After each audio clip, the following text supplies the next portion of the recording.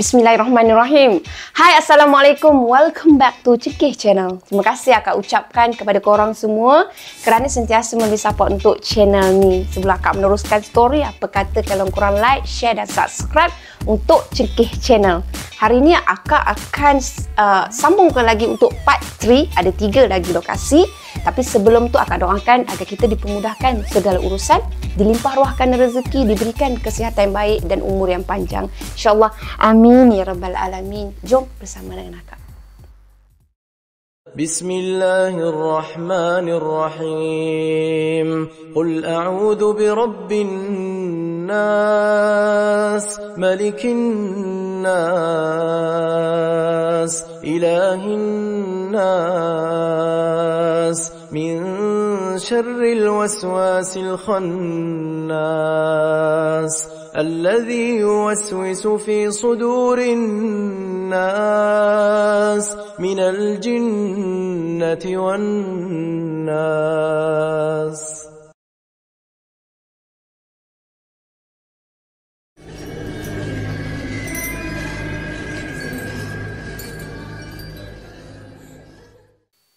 Akak sambung dengan kisah di lokasi yang ke-8 untuk part 3 ni.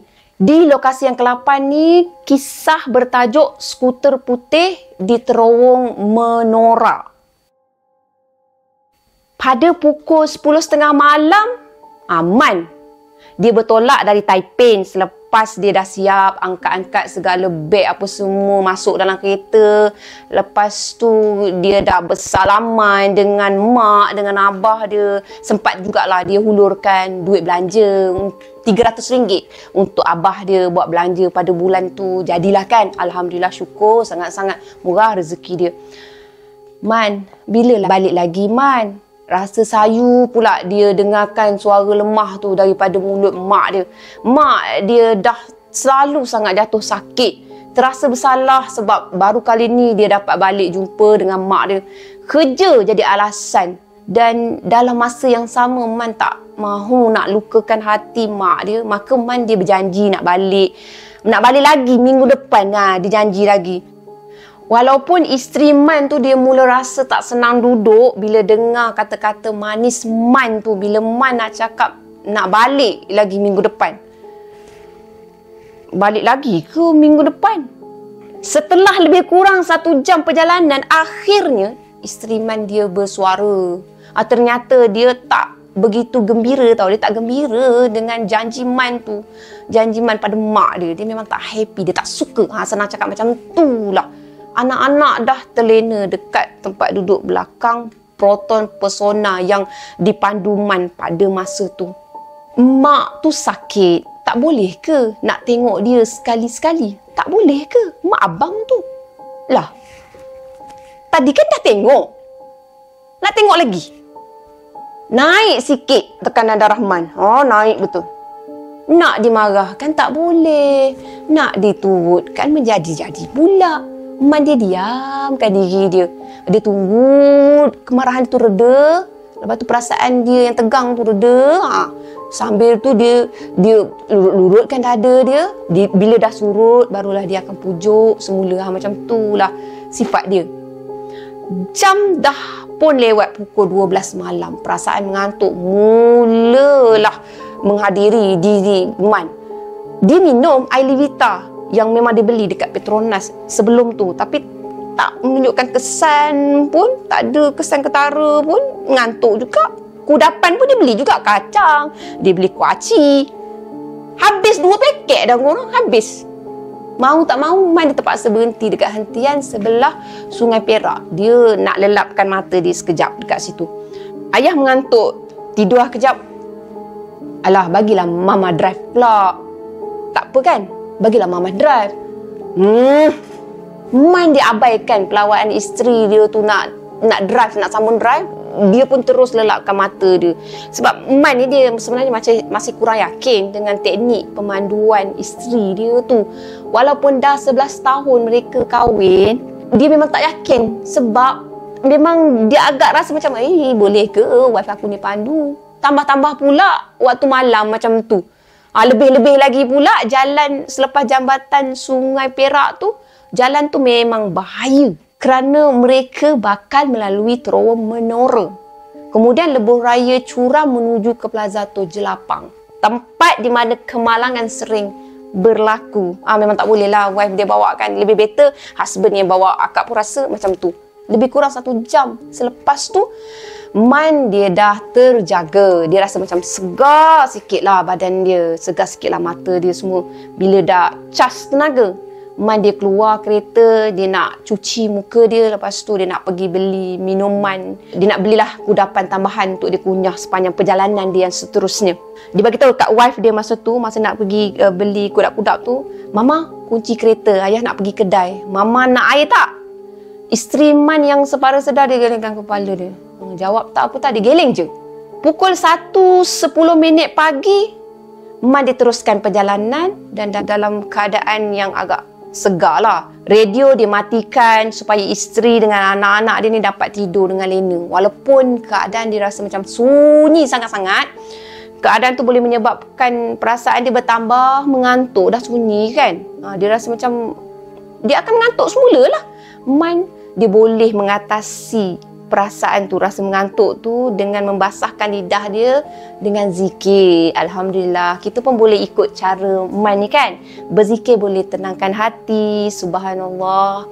Lebuh raya Cangkat Jering ke Ipoh, menuju ke Ipoh yang lengang, memudahkan perjalanan mereka. Sekali-sekala ni Man dia adalah potong-potong lori balak yang dipandu perlahan, yang dipandu santai-santai. Ketiadaan lampu jalan apabila dia tiba dekat kawasan satu bukit ni membuatkan Man dia perlahankan kenderaan dia, diperlahankan kelajuan kereta dia untuk menjaga keselamatan. Lebih kurang kira-kira setengah jam selepas tu mereka tiba di kilometer 260. Man dia pasang lampu tinggi dan dari jauh dia terpancar papan tanda terowong 2 km di hadapan, kurangkan laju. Tak sampailah 10 minit lepas tu kereta yang dipandu Man tu tiba dekat muka terowong sepanjang 800 meter tersebut.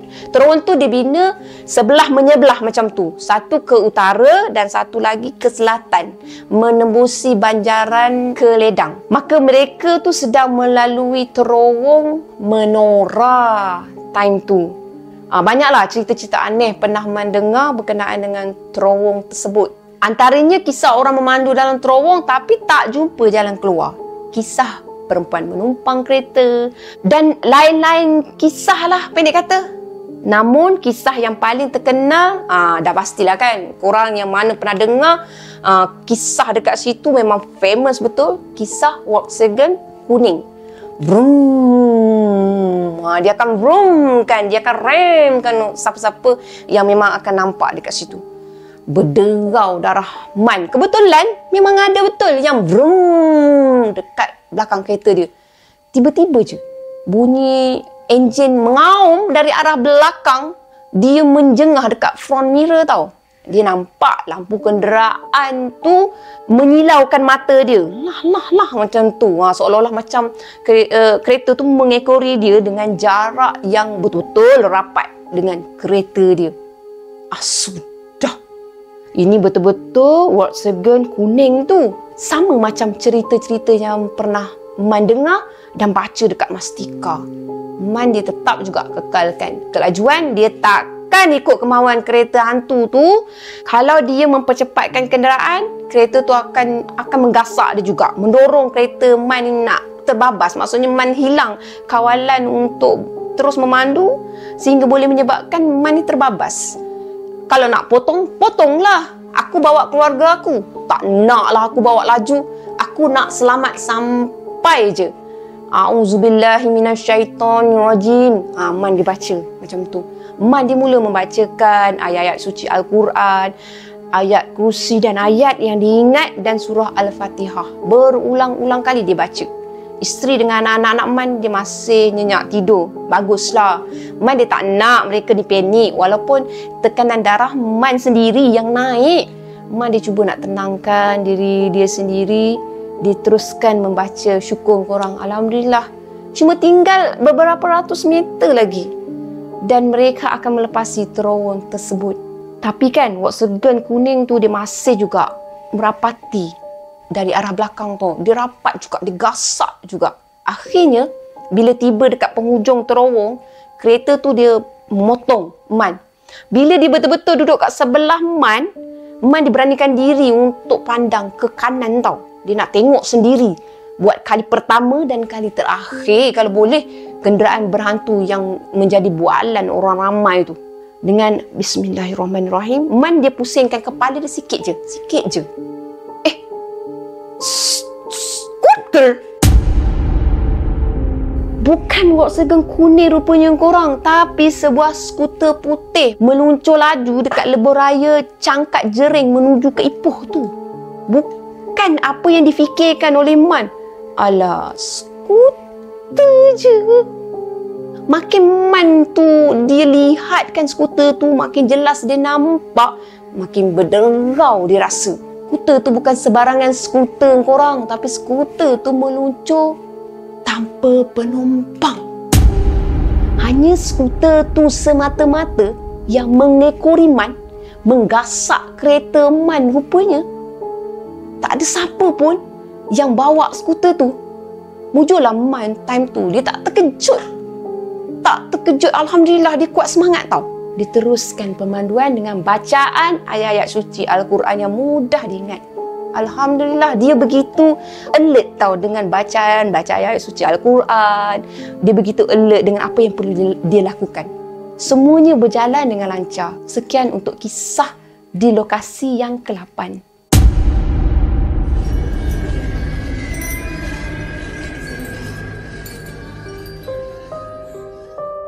Jom korang kita sama-sama ikuti kisah di lokasi yang ke-9.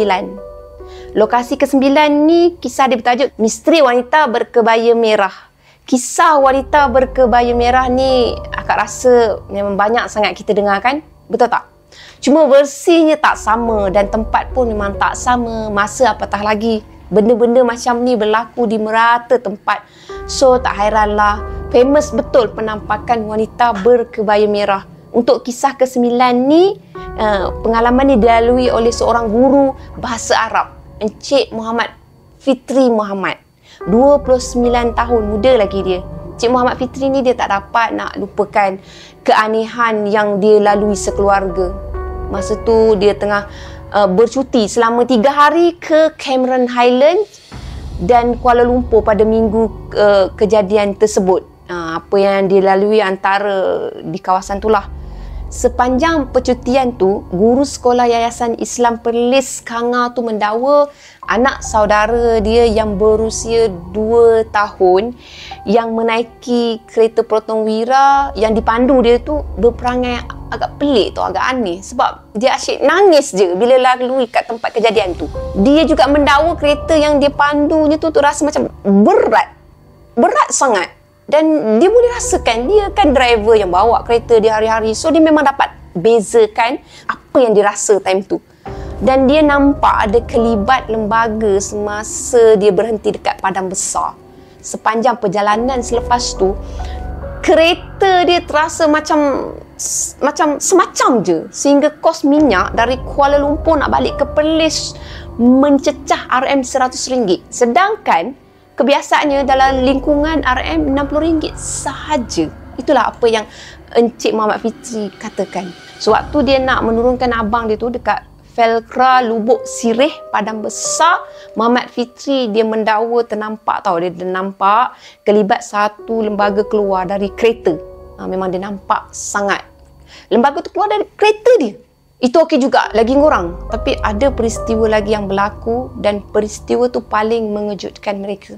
Peristiwa di mana mereka melihat kemunculan imej lembaga yang kelihatan seperti wanita.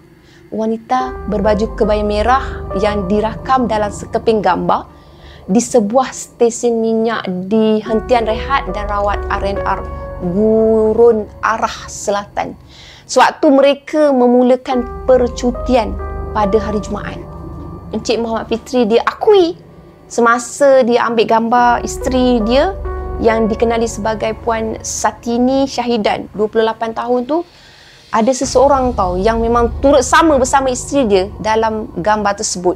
seseorang yang berdiri bersama dengan isteri dia. Isteri dia bergambar betul-betul dekat sebelah kereta dia. Betul-betul berdiri sebelah kereta dia time tu. Kejadian tu berlaku pada pukul 5.30 pagi. Yang pastinya tak ada sesiapa pun yang mereka lihat berjalan di belakang Satini pada masa tu. Lembaga yang seperti seseorang tu muncul dengan wajah dia kabur. Tak jelas tau dalam gambar tu. Yang peliknya, wajah penampakan tu memang tak jelas. Wajah yang kabur tu berambut panjang. Cik Muhammad Fitri dia baca Ayatul Kursi bagi memastikan mereka ni tak terus diganggu, kata dia. Peristiwa tu kemudian dia lupakan sehinggalah dia melihat semula gambar yang dirakam dekat stesen minyak tu menggunakan kamera digital Nikon milik majikan isteri dia. Berdasarkan gambar tu dan pengalaman dia melihat kelibat seseorang tu, memang sangat mengerikan. Seseorang yang ada dalam gambar tu rupa-rupanya seakan-akan muka beruk dan pipi dia lebar tau. Mulut dia muncung panjang. Cubalah korang imaginekan, berserta dengan rambut dia panjang. Itu apa yang dikatakan Muhammad Fitri. Sementara tu Puan Satini dia bagi tahu masa dia ambil gambar tu dia tak rasa ada sesuatu yang aneh pun. Untuk dia tak rasa. Tapi husband dia memang nampak, memang rasa semua. Kejadian yang mereka alami tu berlaku hanya kira-kira 20 minit perjalanan dari lokasi dua kemalangan jalan raya yang berlaku sebelumnya di Sungai Petani.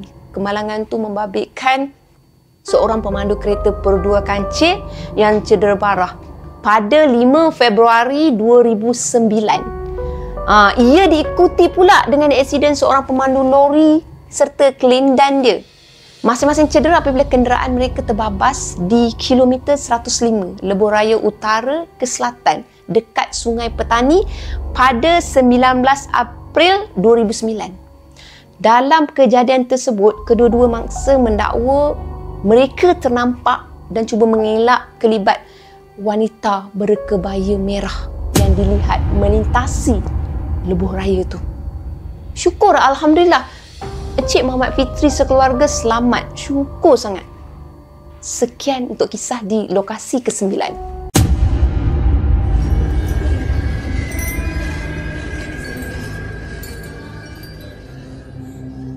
Akan akhiri dengan kisah di lokasi terakhir untuk 10 lokasi yang tersenarai. Untuk lokasi ke-10 ni, kisah dia mengenai ibu dan anak yang menumpang di tengah malam. Seperti malam-malam sebelumnya, tugas Ahmad akan bermula tepat jam 12 malam. Sejak 5 tahun tu, macam tu lah rutinnya setiap hari. Bertolak dari rumah kira-kira jam 10 malam dan sampai ke ibu pejabat setengah jam selepas tu. Setelah berurusan dengan pihak terlibat, dia pun ambil kunci van, lepas tu dia hidupkan enjin van. Macam tu lah tugas sebagai pemandu syarikat penghantaran cepat dan kurier servis. Memandu di waktu malam tu dah jadi macam tugas rasmi Ahmad untuk memastikan barangan yang dihantar pelanggan akan tiba keesokan harinya. Melalui lebuh raya di waktu malam dari Johor Bahru ke beberapa destinasi yang ditetapkan memang dah jadi lumrah pada Ahmad. Itulah sumber pendapatan dia untuk dia menampung keluarga dia. Alhamdulillah, perjalanan pada awalnya berjalan lancar je. Dia singgah sekejap dekat R&R Macap. Dia nak basahkan tekak dia nak ambil angin malam sikit sebelum dia meneruskan perjalanan dia pada waktu tu. Jam menunjukkan pukul 1.20 pagi. Waktu-waktu macam tu R&R pun dia agak meriah sebab ramai lagi orang yang berhenti untuk rehatkan badan, untuk take time sebelum meneruskan perjalanan. Dalam pukul 1.40 pagi, Ahmad dia meneruskan semula perjalanan dia.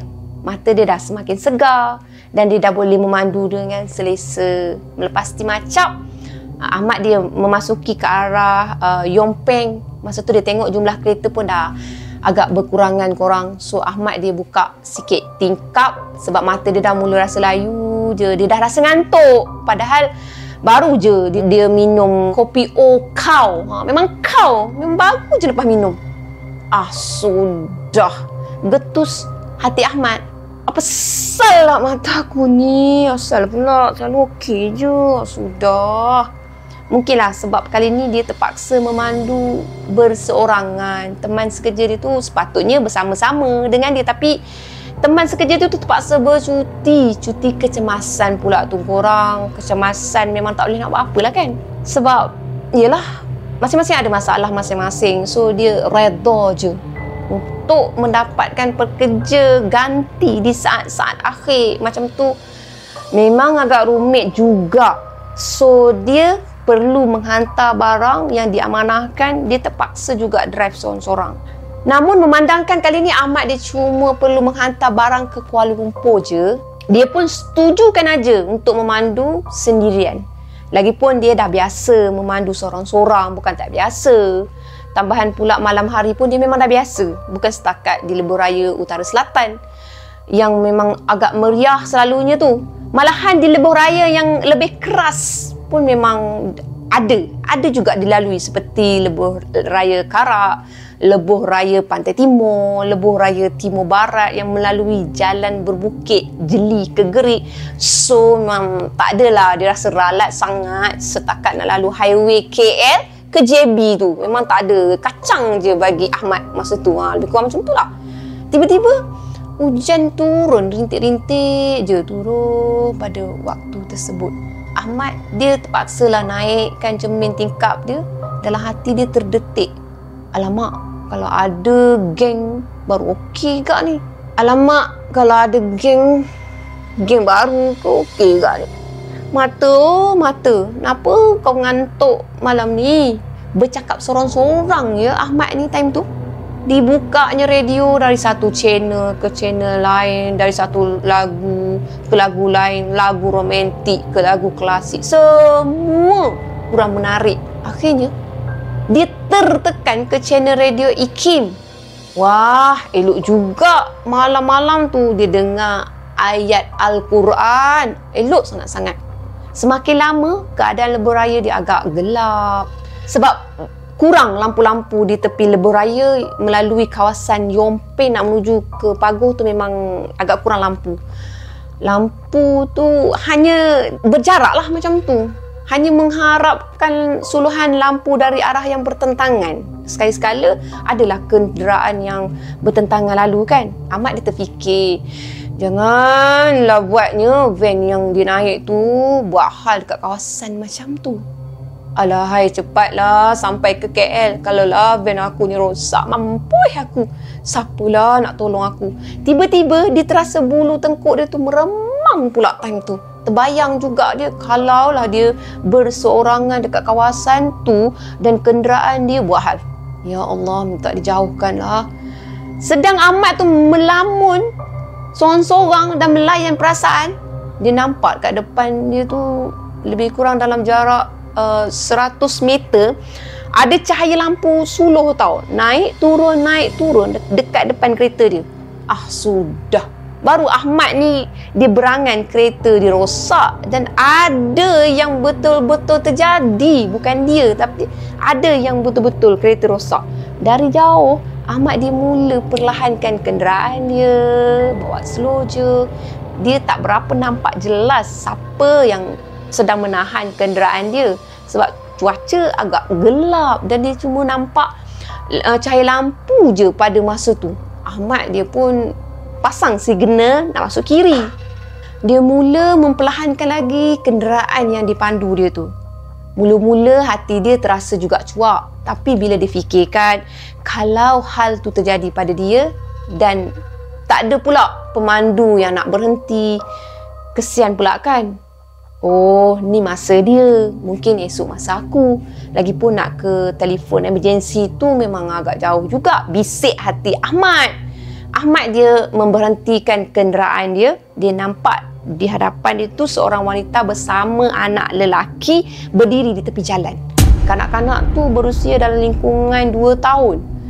Oh, kesian sungguh. Mungkin kehabisan minyak kot. Sebab wanita tu memegang tin kecil. Nampak macam nak cari minyak. terbayang pula dia kalaulah benda ni terjadi dekat isteri dia ke, macam mana lah agaknya. Memandangkan kadang-kadang isteri dia tu pun memang terpaksa juga balik ke rumah dari tempat kerja tu agak lewat malam. Sebab isteri dia tu bertugas di sebuah klinik swasta yang beroperasi 24 jam. Kadang hampir pukul 12 malam barulah isteri dia tu sampai dekat rumah bila dah habis shift pukul 11 malam. Ahmad dia nak tolong perempuan tu dengan niatnya tu memang baik, niat dia bagus nak tolong kan. Dia menurunkan cermin tingkap, lepas tu dia tanya, "Kenapa kak? Apa masalah kereta?" Wanita tu menjawab, tapi Ahmad dia kurang nak dengar lah apa yang dijawab oleh wanita tu. Mungkin disebabkan bunyi bising enjin kenderaan tu. Cuma wanita tu dia menuding tong kosong, dia pegang tong kosong dan dia menunjukkan ke arah depan. Itu je yang dia faham, itu je. Suara memang dia tak jelas. Oh, dia nak menumpang pergi ke depan lah. Dia fikir macam tu lah. Jadi masa dia nak tumpangkan wanita tu, dia terfikir juga. Agak lama juga dia berfikir kan. Bukan sembarangan boleh tumpangkan orang. Tapi bila dia fikirkan agak bahaya untuk wanita tu dengan kanak-kanak tu berada di tepi lebuh raya di waktu malam. Malahan pula bila dengarkan kenderaan yang dipandu lalu lalang kat situ laju. Agak bahayalah untuk mereka anak beranak tu. Ditambah pula dengan beberapa kenderaan yang lalu lalang tu membunyikan horn yang agak panjang. Horn macam tu. Ping macam tu. Pemandu-pemandu bunyikan horn sebagai amaran ke macam mana ni?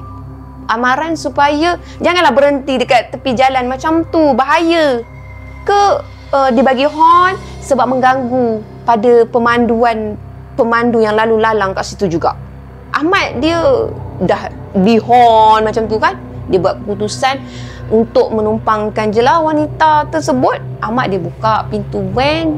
Lepas tu dia pelawakan wanita tu bersama dengan anak lelaki dia naik van. Tanpa sepatah kata pun wanita tu cepat je dia naik masuk dalam van sambil dia ribakan anak lelaki dia tu. Lepas tu dia letakkan tong kosong dekat sebelah kaki dia. Macam tu lah. Ahmad pun dia meneruskanlah perjalanan. Wanita tu mengucapkan terima kasih dan menunjukkan arah ke depan. Ahmad dia teruskan juga memandu selepas tu. Tak ada perkataan atau perbualan yang keluar dari mulut wanita tu dan anak dia. Memang tak ada. Memang senyap je. Masing-masing diam je. Ahmad dia nak juga tanya. Tapi memandangkan wanita tu hanya tundukkan muka dia je. Jadi tak jadilah Ahmad ni nak tanya. Dia pendamkan je hasrat dia tu untuk bertanya. Dalam keadaan mu diam, aku diam, semua pun diam, suasana jadi sunyi lah time tu korang. Ahmad dia rasa bosan agaknya.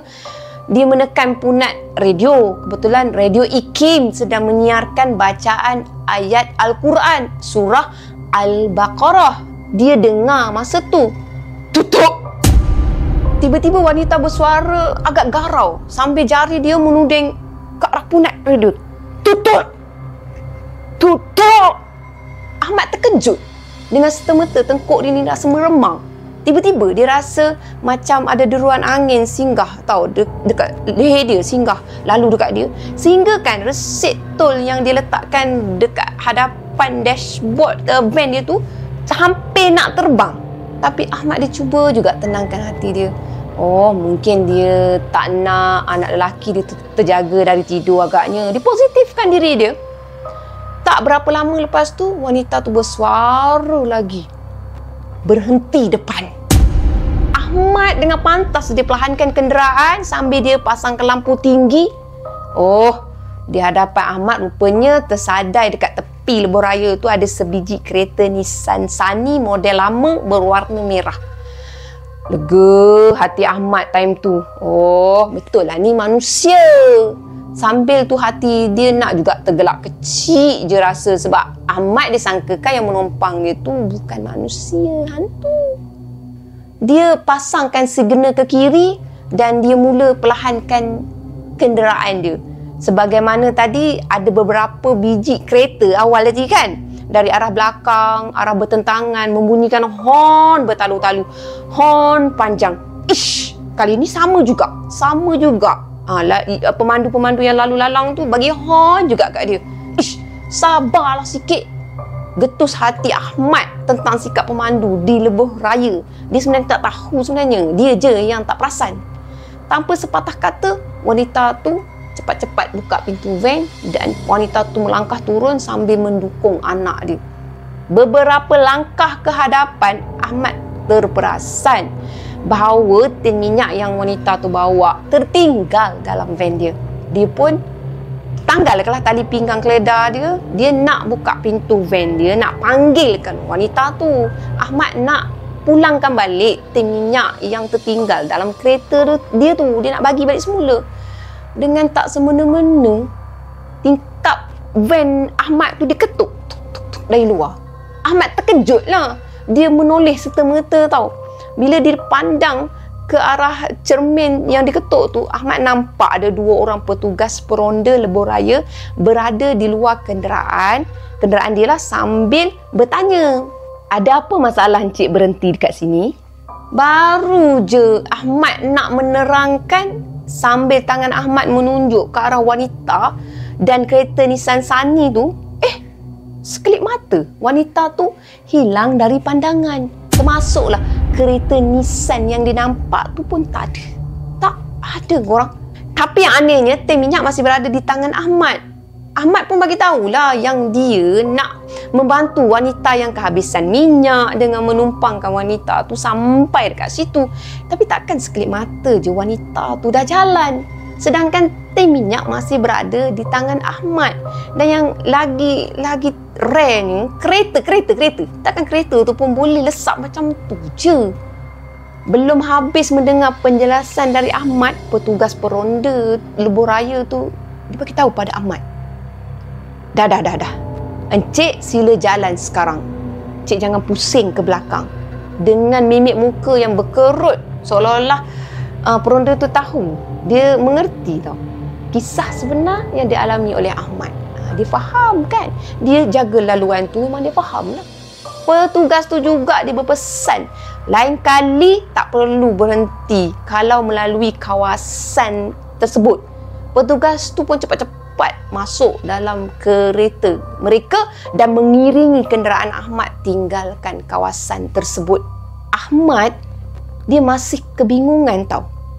Dalam keadaan kebingungan, dia meneruskan juga perjalanan sambil fikiran dia dah berserabut. Dia fikirkan siapalah wanita yang tumpang dia. Dalam hati dia nak je cepat sampai. Sehinggalah hari ni, Ahmad masih terbayang kisah wanita misteri tu. Setiap kali melalui kawasan tersebut, hati dia pasti rasa dudap, berdebar. Dia rasa macam nak cepat-cepat je melepasi kawasan tersebut. Sejak peristiwa tu, Ahmad mula berkira-kira nak cari pekerjaan lain yang lebih sesuai dengan dia. Tapi itulah, setiap pekerjaan pasti akan ada cabaran. Semoga Ahmad dipermudahkan setiap urusan pekerjaan dia. Amin. Dan semoga kita semua juga sentiasa dipermudahkan segala urusan, terutamanya urusan untuk membuat pahala dan membuat kebaikan. InsyaAllah. Amin ya Rabbal Alamin. Sekian sahaja untuk kali ini. Kalau korang ada nak share pengalaman korang sendiri, korang boleh emailkan kepada Cengkeh Channel. Akhir kata dari akak, apa yang baik sama-sama kita ambil jadikan sebagai teladan, dan apa yang buruk sama-sama kita ambil jadikan sebagai sempadan. Akak tegaskan kat sini, yang tak elok korang jangan ikut. Terima kasih korang kerana tonton sampai habis, dan jangan lupa untuk like, share dan subscribe guys. Sebarang kekilafan, akak mohon maaf. Terima kasih korang. Bye. Assalamualaikum. Bye.